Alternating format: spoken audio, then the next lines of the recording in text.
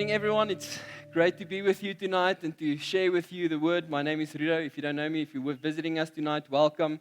It's great to have you here with us. A few old friends also visiting us tonight.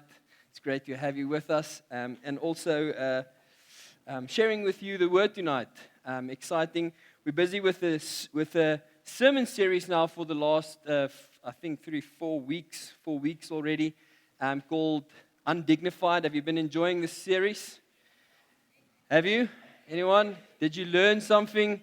And so the series, if you're joining us maybe tonight for the first time, is about the life of David and how he worshipped God undignified when the ark came back to Jerusalem, and the way that he worshipped God, dancing before the ark. Almost, you would think that a king would have dignity, but he worship God undignified. And so we've been busy with this sermon series going through certain Hebrew words. Maybe you forget some of them, maybe you remember, but the first one that we spoke about was Barak, right? The one that you fall down, you change your posture.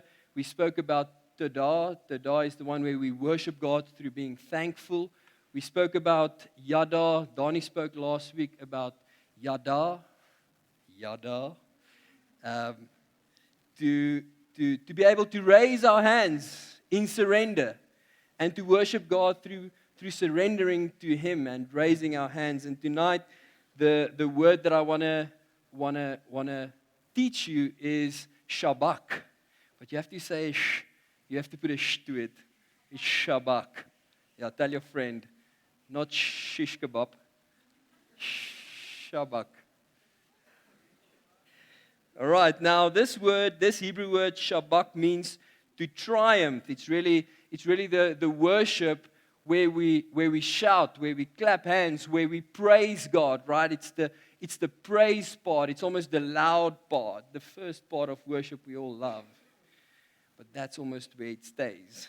It's like, I'll do it there, nowhere else. And so Psalm 47 verse 1 says, "Clap your hands, all peoples, shout to God with loud songs of joys." And when I read this verse, I almost thought of Friday evening. Who remember Friday evening? Anyone clap their hands? Shouting. The crowd that I watched the game with when I got there by 8:30, they were already shining, and I promise you it was not Pentecostal there.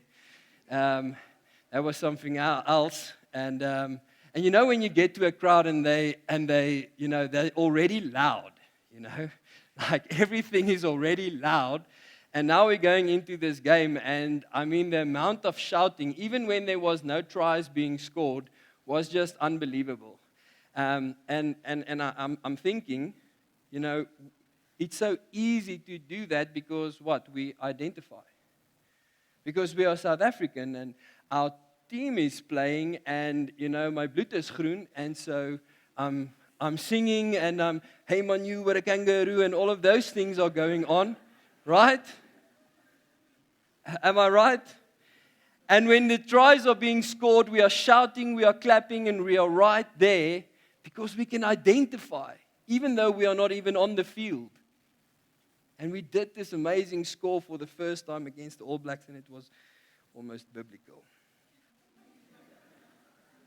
Just a joke. It's just a joke. But when we speak about Shabak, this is it. This is the kind of worship that this verse is speaking of. Psalm 47 verse 1, to clap your hands before God, worshiping God through praise, shouting, and singing. It is the power of God that enables us to become victorious. And so the topic tonight is a powerful victory. A powerful victory. Right? So you can take out your Bibles and you can open up in 2 Samuel 7. And as we do this, let me pray for us and ask God and His Spirit to lead us as we read His Word. Lord, I pray that your Holy Spirit will speak into our hearts as we read your Word in this moment. And as we see, Lord, the victory that you have given to us. I pray in Jesus' name. Amen. Right now, we've been going through the life of David, and I think the very next part, if we speak about Shabak and, this this kind of worship that we speak of, to sing, to shout, to clap, is really found in 2 Samuel 8, where there's victory upon victory upon victory. But if we're going to only read that, it's not going to make sense where that comes from. And so we have to go back to 2 Samuel 7 to understand the victory that David is experiencing in this life, in this moment, in this time. And so 2 Samuel 7 really revolves around two parts. So the first part, God comes and he gives this amazing covenant to David, the Davidic covenant. The covenant that flows right into his future. And the second part of 2 Samuel 7 is about the way that David responds to this word, to this covenant that's being given. And this covenant is really the loving kindness that God is promising to David for not just for the rest of his life, but also to his offspring, building on the promise that God gave to Abram in Genesis 12 verse 2, the Abrahamic covenant. And so we have these two prominent key players, Abram and the generations that flowed from Abram to David, 14 generations, and from David to Jesus, 14 generations, with two prominent covenants, God saying, I am with you, and fulfilling the covenant with Jesus, so that all of us can experience it even to this day. Isn't that amazing? And so when we read 2 Samuel 7, this covenant that God is given to David in this moment, this is this is a highlight moment, right? So let's read it together in 2 Samuel 7 from verse 8. And I sort of summed it up a little bit so you can follow me, but if everything was in there, we'll read until tomorrow. So 2 Samuel 8, it says, Now you shall say to my servant David, thus says the Lord of hosts. So we know God is speaking. Here it comes. I will make, listen to all the I will statements. I will make you a great name, like the name of the great ones of the earth. And I will appoint a place for my people, Israel, and I will plant them so that they may dwell in their own place and be distributed no more. And I will give you rest from all your enemies. Moreover, the Lord declares to you that the Lord will make you a house. And then from verse 12, it becomes quite personal now. When your days are fulfilled and you lie down with your fathers, I will raise your offspring after you, who shall come from your body, and I will establish his kingdom. He shall build a house for my name, and I will establish the throne of his kingdom forever. Verse 14, I will be, listen to this, I will be to him a father, and he shall be to me a son. And when he commits iniquity, I will discipline him with the rod of men, with the stripes of the sons of men. But my steadfast love will not depart from him. As I took it from Saul, whom I put away from before you, and your house, your kingdom shall be made sure forever before me. Your throne shall be established forever. A moment in history where God is making a proclamation into generations saying, I will make you a people. I will establish you. I will be with you. I will be your father and you will be my son. Speaking of a relationship, right? An intimate, close relationship. And so we know at this point of the story, Donnie spoke about 2 Samuel 6 a few weeks ago. But if you know a little bit about David's story, you know that he had victory over a bear. And he had victory over a lion, right? He killed these animals when he was tending to sheep. We know that he also killed Goliath, the Philistine that was against God's armies. He had victory. So we know this happened in the past. There was amazing things that happened in the past. We also know that up to this point, he spent 13 years in the desert before he became the king. And at this point, we know that he was just anointed the king of Israel, uniting the kingdoms. We know that he just brought back the altar of God to Jerusalem. We know that there was favor on David's life. And as we continue reading David's story, we see amazing victories in battles.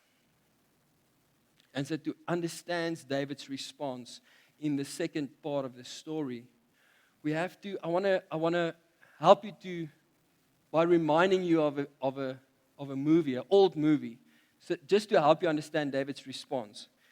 So, an old Adam Sandler movie. Do you remember? Do you remember this? Who watched this movie? Did you? Okay, all right. Okay, so this is an old movie, and if you've never watched this movie, that's fine. Basically, what happens was Adam Sandler in his family got very frustrated. Because of all his family, this chaos, and there's too many remotes, and he just got frustrated. He went to the store and he asked for a universal remote. He wanted one remote for everything. And the guy at the store took him behind somewhere and gave him a universal remote, like a remote for his life. And so when he got home and he started using this remote, he realized that this remote doesn't apply to the appliances. It applies to his life. And so when he paused, like he paused the dog from barking. And when he would forward past a fight with his wife. Or if you want to zoom out, he can zoom out and see things in perspective.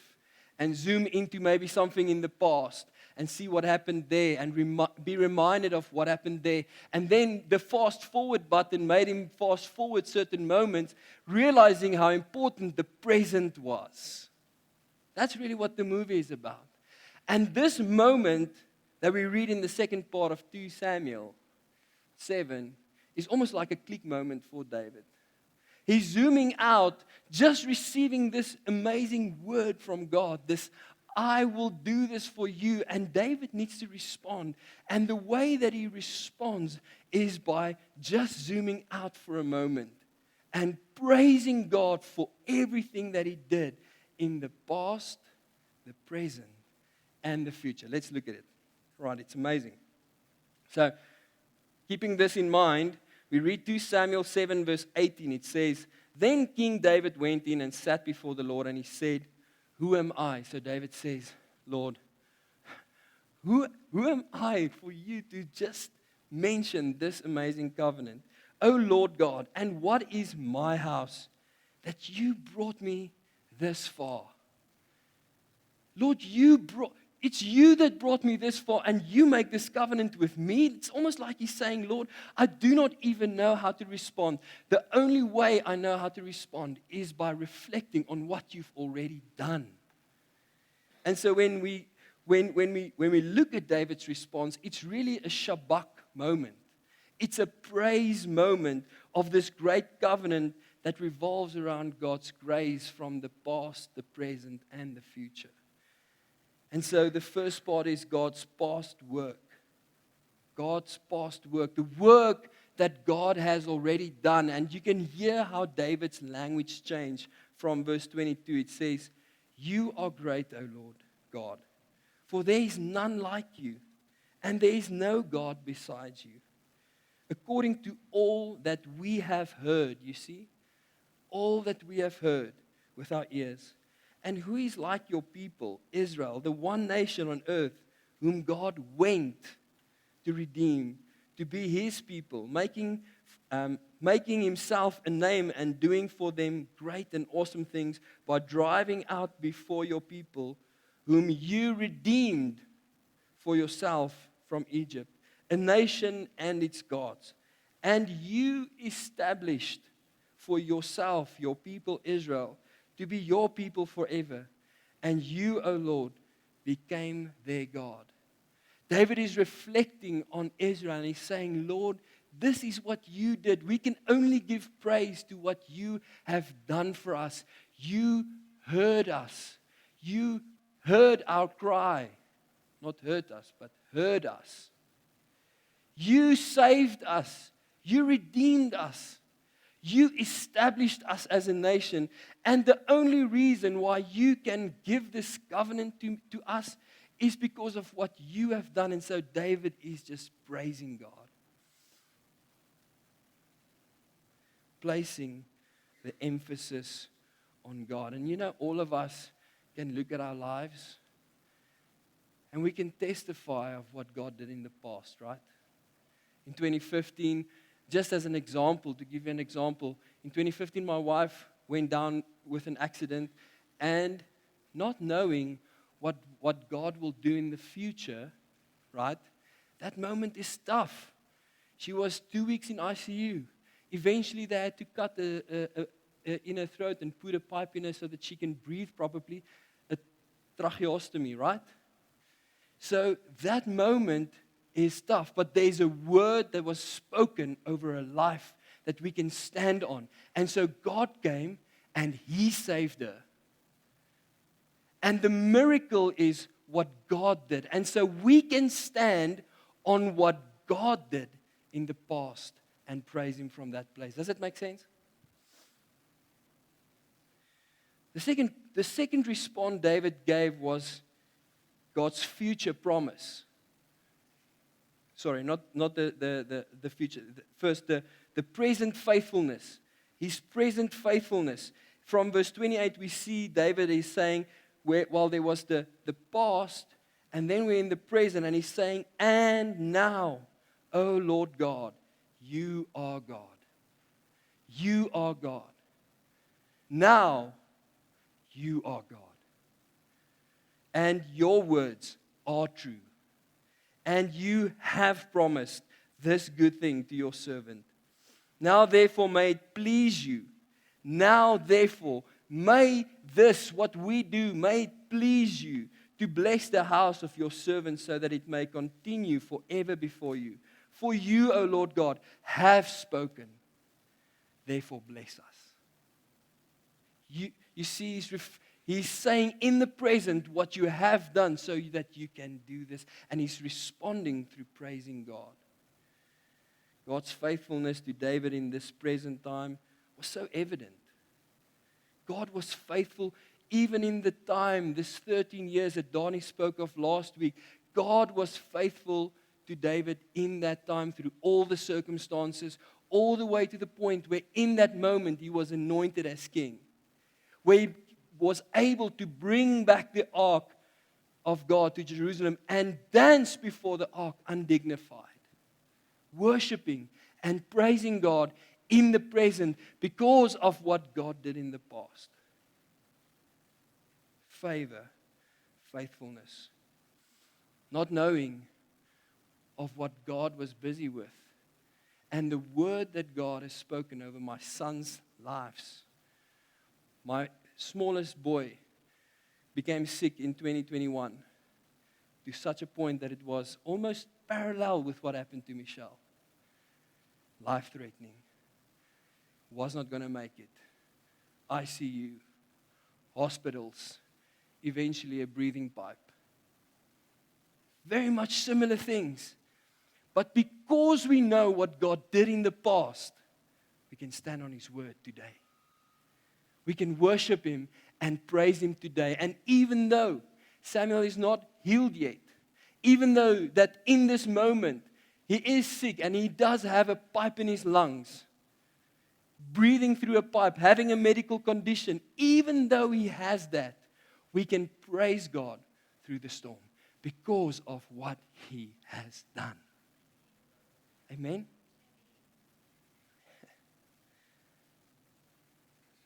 And then came the promise. And listen how David's language changes again in verse 26. And he says, and your name will be magnified forever, saying, the Lord of hosts is God over Israel, and the house of your servant David will be established before you. For you, O Lord God of hosts, the God of Israel, have made this revelation to your servant, saying, I will build you a house. Therefore, your servant has found courage to pray this prayer for you. So David is responding and saying, Lord, he's praising God for what God just said to him. Listen to what God says. note the I will statements in the covenant that God is making with David. He's saying, I will make for you a great name. I will make for you a great name. We see how great David's name became, right? I will appoint a place for my people. I will give you rest from all your enemies. I will raise up your offspring after you. I will raise up your offspring after you. I will establish your royal lineage. And then he says this, I will be a father to you. I will be a father to you, just emphasizing the relationship that God has with David. They had this special father-son relationship. God had David's heart. Of all the people that went before him, God had David's heart. And that is what he's searching from us. You know, it's easy to preach this sermon and make it, name it and claim it, right? Prosperity. God is victory over everything. But more than the victory, God wants our hearts before that. He wants to have a relationship with us. He wants to know that even when we go through tough things, we still choose Him. Because God's work in the past, Michelle was healed. Therefore, we know that Samuel will be healed.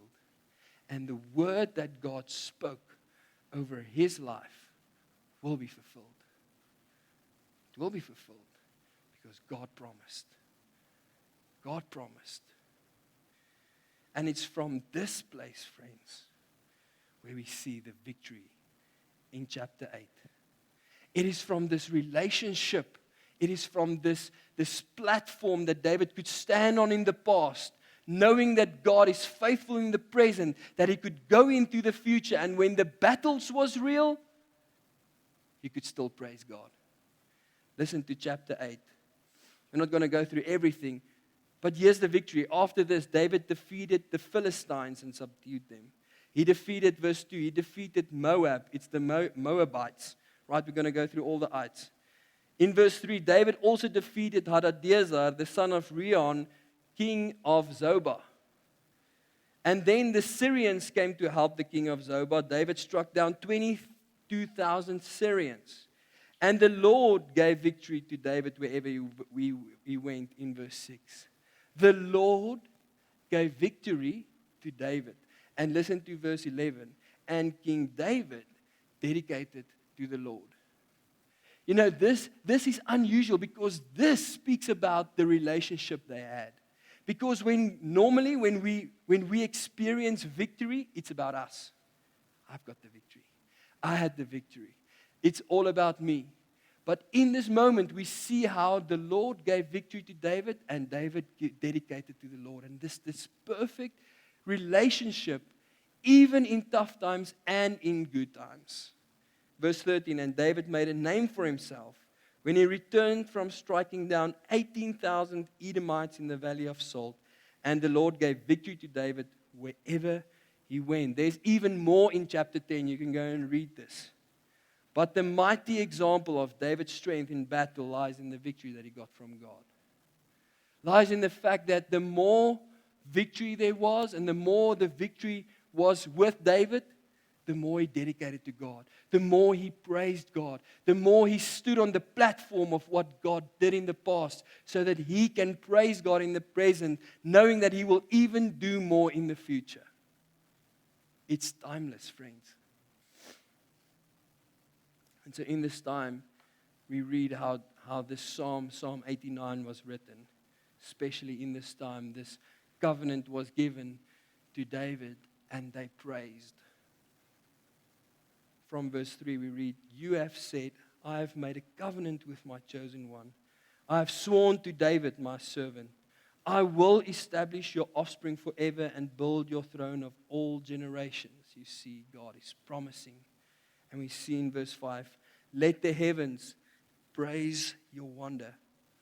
O Lord, your faithfulness in the assembly of the holy ones.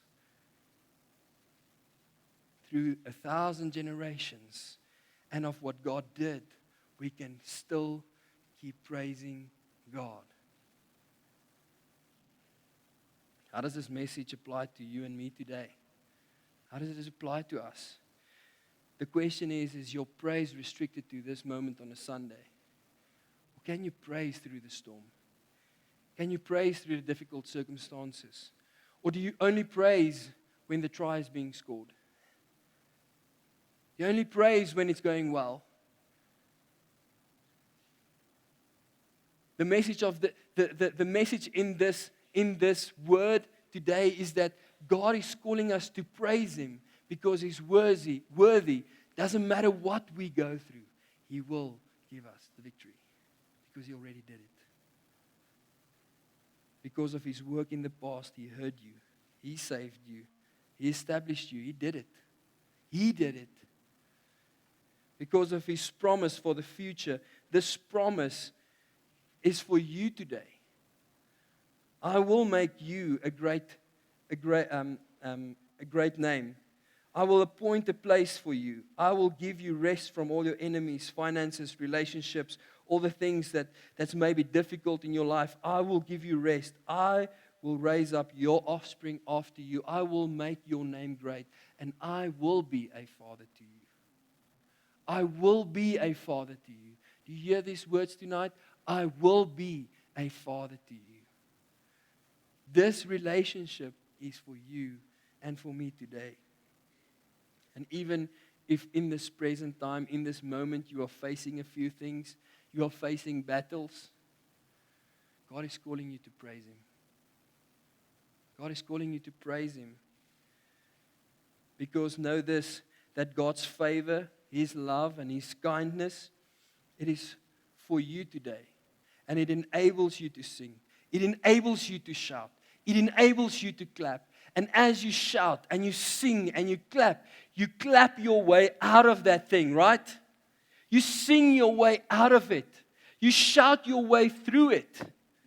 Do you remember when God sent the Israelites to Canaan and they had to walk around for a few days around Jerusalem or around the walls? And they were like, this is crazy. And on the third day they had to do what? Shout. And when they shouted, what happened? The walls came crashing down. The walls came crashing down. And in our difficulty, friends, we can praise God. We can praise Him through the difficult things in our lives. I want to ask the band to come up as we're going to sing and praise God tonight. I want to ask you to stand. I want to end off with this last scripture in Luke 1 verse, as they prepare. I want to end off with this last scripture in Luke 1 verse 31 to 33. It says, and behold, you will conceive in your womb and bear a son. So an angel is speaking to Mary and he's saying, and you shall call his name Jesus. You shall call his name Jesus. He will be great and will be called the Son of the Most High, and the Lord God will give to him the throne of his father David. And he will reign over the house of Jacob forever, and of his kingdom there will be no end, friends. You know why? Because Jesus came to fulfill the promise. Jesus came to fulfill the covenant. Jesus is the one that made that so that we can even to this day claim this promise and know that what Jesus did in the past, we can have a relationship with Him today and know that He will be with us in the future. It is because of Jesus and only Jesus. He did not come to abolish the law. He came to fulfill it. And so Jesus came to fulfill this covenant so that you and I can be co-heirs. So that you and I can be sons and daughters, children in this kingdom, part of this kingdom. Because Jesus had the final victory. Because Jesus gave His life. And because of that, because of what happened in the past, the victory is ours today.